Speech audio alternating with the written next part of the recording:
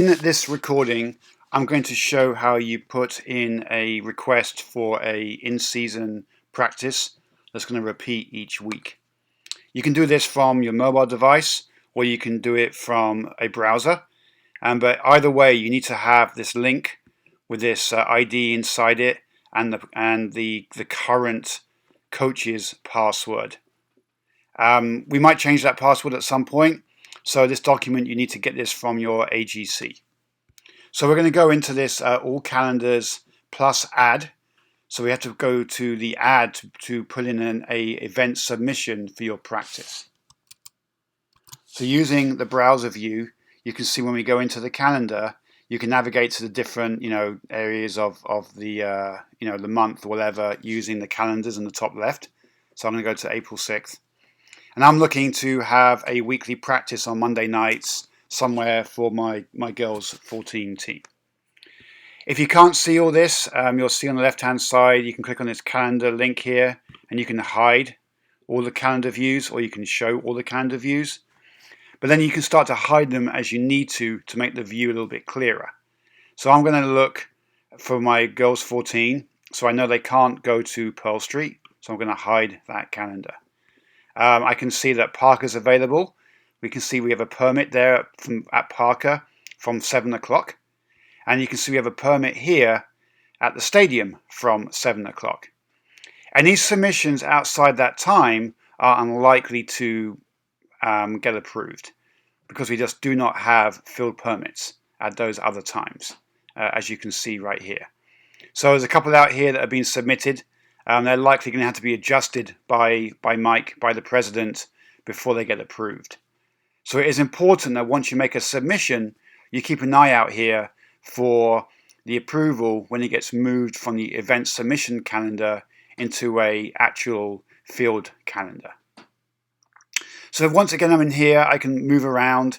If I want a different view, I can click up here on the list view, and the list view lets you see it in a slightly different way. Again, depends on what your preference is. I'll leave that up to you. But I like this kind of 3-day view where it gives me the graphical boxes, and you can to me that works. So I'm going to put in a request for a recurring practice Monday nights through the season, starting at 8 o'clock.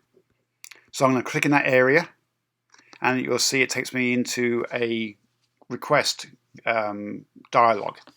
So the way we want to call this is put your team first.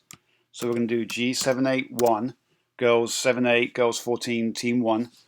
Then I'm going to put team practice, and then my last name in parentheses, just so it's very clear when we see it in the submission. Now, it's very important you follow this carefully on how you do a recurring event. You don't want your event to start at 8 p.m. on the 6th of April and end on June 15th at 9 p.m. because it's going to look very odd in the calendar.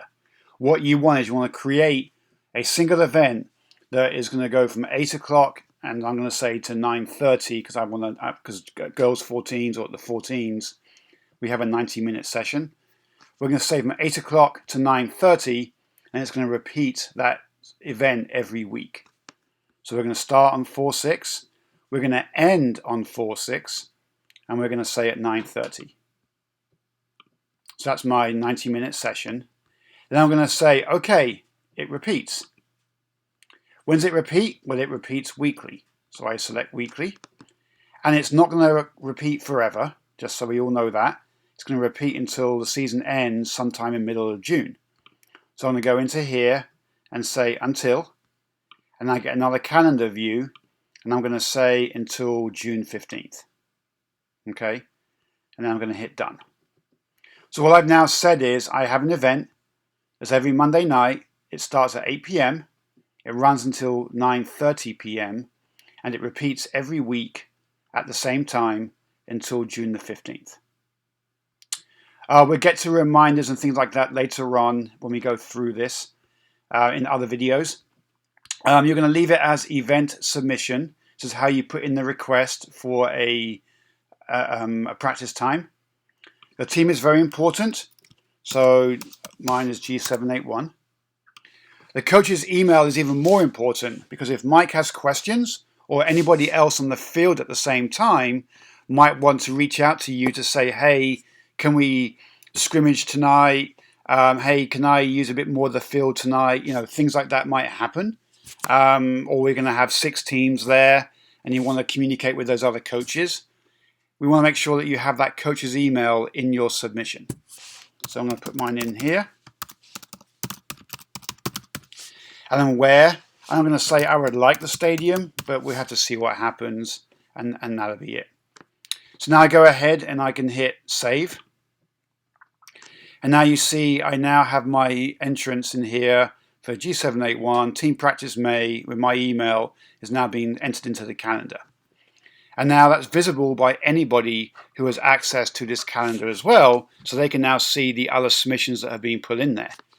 And so typically we do have several on the field at any one time, and that's part of the process for Mike or for the president to adjust and move practices around based on space that we have and those submissions. Okay, but again, just a couple of things to note. Make sure you put your submission in a time that we actually have a permit for. Okay, and secondly, when you do the entry, make sure it's clear. We know what the team is and what you're asking for. And when you do the repeat, make sure you're doing the repeat to repeat on a weekly basis. You're not doing a repeat that starts on April 6th and runs until June 15th. You're doing an entry here that starts at 8 p.m. on April 6th. It ends at 9:30 p.m. on April 6th, but it repeats every week until June the 15th. Okay? All right. Thank you. That's the first video. Thank you all.